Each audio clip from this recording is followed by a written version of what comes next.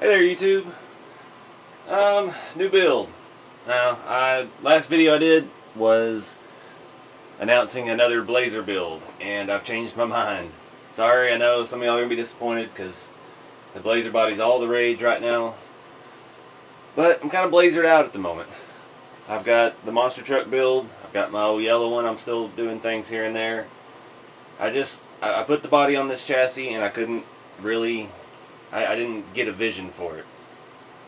Now, I've got to really have an idea in mind of what I want to do before I can start building anything. So I've sat there and looked at that Blazer on here for about a week, and I don't know. I don't have any ideas. I've looked at colors. I've looked at different tires and wheels. I want to do something different, but I haven't figured it out yet. So for now, I was just messing around, and I have this old Mojave Body.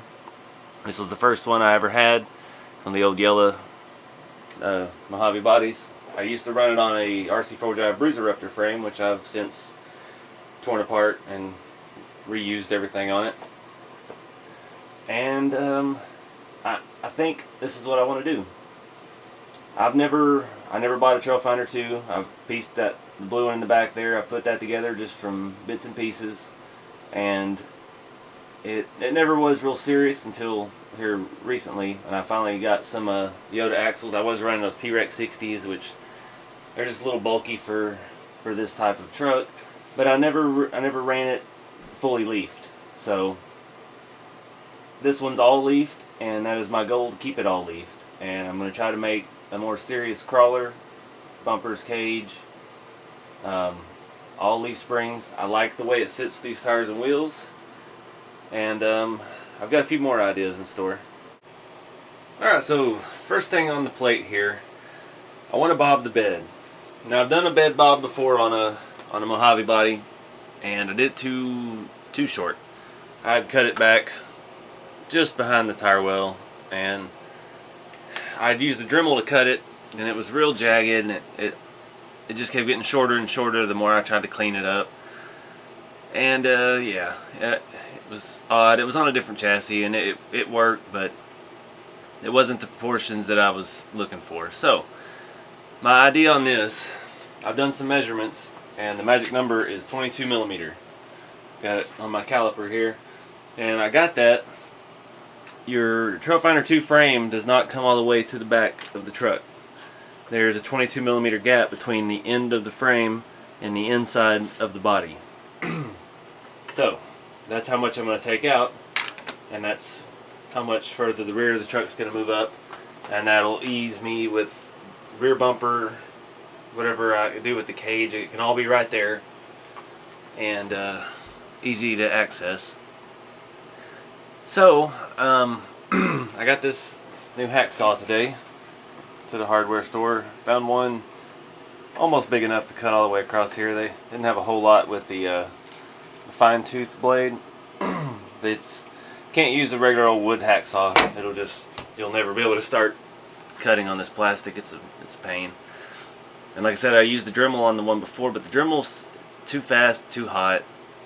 This type of plastic that our crawlers are made of, it's kind of melts and bubbles, and you're not going to be able to get a good straight cut with a Dremel on high, and it's a challenge to keep the Dremel straight. So the hacksaw for me is the way to go. So now I've just got to figure out where I want to make my cuts and how I'm going to mark it. I'll probably just use some tape, but I've got to make sure that it's straight, and there's going to be lots of measuring. Got my caliper. So I think in the first thing I need to do is cut the back of the truck off. So I think I'm going to go ahead and do me a cut right here at the edge of the bed, straight down, both sides. Get the bed floor cut and pull that off. That way I can easily mark each side, cut the sides nice and straight, and then I can cut the bed floor with a Dremel just to save time, because my hacksaw is not quite big enough to get a whole lot of movement across the entire body. So I'm probably going to have to focus on one side at a time. So I'm going to get started. Cross your fingers. Alright, not bad. That hacksaw was actually a lot quicker than my other hacksaw was. It's a little small one.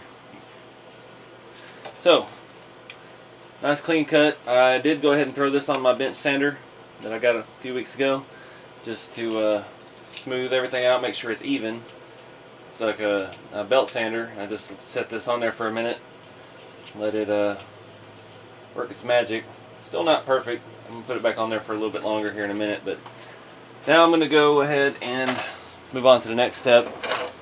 So, like I said, the magic number was 22 millimeter.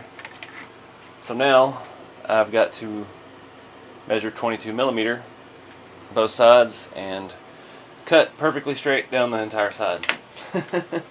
So I'm thinking I'm going to get some tape and mark it that way and do my measurements from the top and the bottom, just to make sure that if my original cut's not straight, my second one won't be straight either. That way the tailgate piece will fit flush back on with minimal sanding.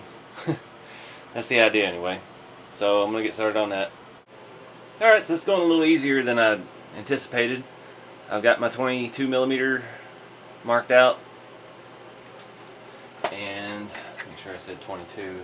Yeah, 22 is what it's been on. I don't know if I said 21 earlier. Now's not the time to question yourself. So I'm gonna start on it with the hacksaw, do just the same thing I did before. When I did the first cut, I didn't put any tape, and this side, it's pretty straight. The other side's perfectly straight. That has a lot to do with the hacksaw being brand new and blade new. Not saying I'm any good at this, because everything else I've tried to hacksaw has been a nightmare. So, but I had a little hobby hacksaw, and the blade was kind of warped, and it's all about the quality of your stuff. You got to know where to spend money. I mean, this was a $6 saw, but the blade on it was like $6 by itself. So it's, you know, it's fine tooth. I think it's a 32 tooth or 28 tooth, somewhere in that range, in case you're looking. It's something you would buy to. It's just, they had it at the local little hardware store. I mean, they're not hard to find. You can probably get one at Walmart or any of the big box stores. Home Depot and Lowe's definitely. So it's not anything special. But yeah, I'm gonna get to cutting. We'll see how this goes. I still haven't decided whether or not to cut the tailgate off. I think we might wait on that.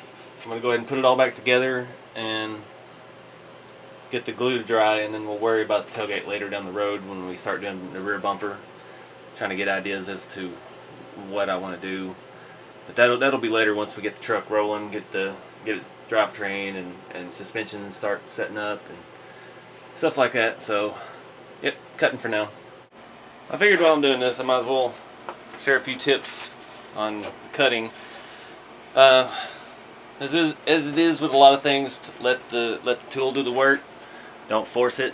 It is a little tricky to get started. I had to kind of scrape one way. It seems to want to go easier in the backwards motion, so I did that a few times to get a little notch in the top so I could really start. But I'm not applying any pressure other than the back and forth movement. Just the weight of the saw is doing the work, and I'm trying not to rush it. It's kind of tedious, but just let the tool do the work and try to follow your lines. It's trying to eat in a little bit, so you gotta check your angles. You can't go back and forth like that. It's just not going to give you a good even cut. You're going to start walking away from your mark. It's easier just to keep it in one position, like I'm doing this at a slight angle down towards myself, and just letting the weight of the saw carry it through down to the inside bed floor. So I'm going to have to change positions, but yeah, it's not hard. I mean, adult supervision probably recommended if you're a little kid, but yeah, it's not hard to do. Alright guys, here we are. A moment of truth. If I can hold it in place, I think that looks pretty perfect, and that put our frame rails right behind the bumper. It was so close I had to remove the plastic rear bumper mount because it was keeping the roll pan from sitting flush. So Another thing I think I'm going to do, I'm going to have to glue this on. I'm going to have to clamp it, and it's probably going to have to set for a couple days. So that'll put us out of commission for more body work today.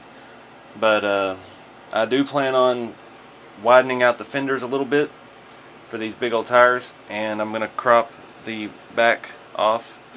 So we'll take the roll pan off around by the tail lights and then angle it towards the wheel well. I saw a couple done that way. I like the way it looked a lot. So plan on doing that. Grab another one of those little clamps.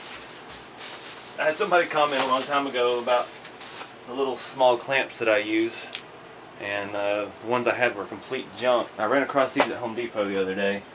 They're actually metal spring, and I think they're going to work out great, especially for this, because I need to hold not just this to the truck, but I need to hold the bedside out to the rear because it wants to pull itself in. So give you a look at it a little closer. I like it. I like the proportions a lot. That's not too much. Almost at first glance you just think, okay, it's a short bed, but in real life this much would be very noticeable. So that's what I'm going with. Like I said, I'm going to use my household glue. This is similar to like a shoe goo type glue. If you're familiar with any of that, it bonds pretty much anything. Just got to figure out how I'm going to clamp it and put the glue on and let it dry. So yeah, I think that's going to be it for this episode, since this is going to take a few days to cure. But I do have a lot of ideas. I've been looking at other rigs online. I'm looking at real trucks online, rock crawlers, and tube exo cages. I want to do something now that I can braze. I need to get some more practice. I did go ahead and buy some more. I've got more steel rod. I've got more 3/16 brake line. Easier to bend, easier to braze. So not sure what we're going to do yet. This truck does have that custom front bumper, which I can't remember where I got, but it is attached to the body, not the chassis, so it's not going to be extremely functional right now. It looks good, but I don't know yet. May have to find a way to incorporate that into the chassis and actually put a winch behind it or something. Would be cool. It does have a slot for a winch. But yeah, that's all bridges to cross later. We took our 22mm out and also did away with the side marker lights. Yeah, I'm excited. I know y'all are probably disappointed I didn't build another Blazer, but I just got to go with what I want to build. This is still, I'm not getting paid to do any of this. This is all my own money, my own trucks. It's my ideas. I got to do what I'm in the mood to work on. Otherwise, it won't be very entertaining or won't be very good. My quality of work. It's not something that I want to do. So, take a few steps back. I'm going to build me a real Trailfinder 2 and learn how to use it. And hopefully we can learn some more stuff as we go. So, anyways, yeah. I appreciate y'all sharing videos and stuff. Check me out on Instagram. It's at RC4, not there. RC every day. I always post pictures of stuff, random stuff, all RC related. And I always post pics of videos as I'm working on them. So you might see what's coming in the days ahead in advance. Also, you can find me on Facebook. It's just my name, Josh Dutton. And yeah, hopefully we can get this thing rolling here before long. I've got to get some electronics and figure out what we're going to do as far as tube work. Definitely got to get rid of those plastic sliders. Maybe we can make something a little more realistic. But anyways, thank y'all for watching, and stay tuned for more.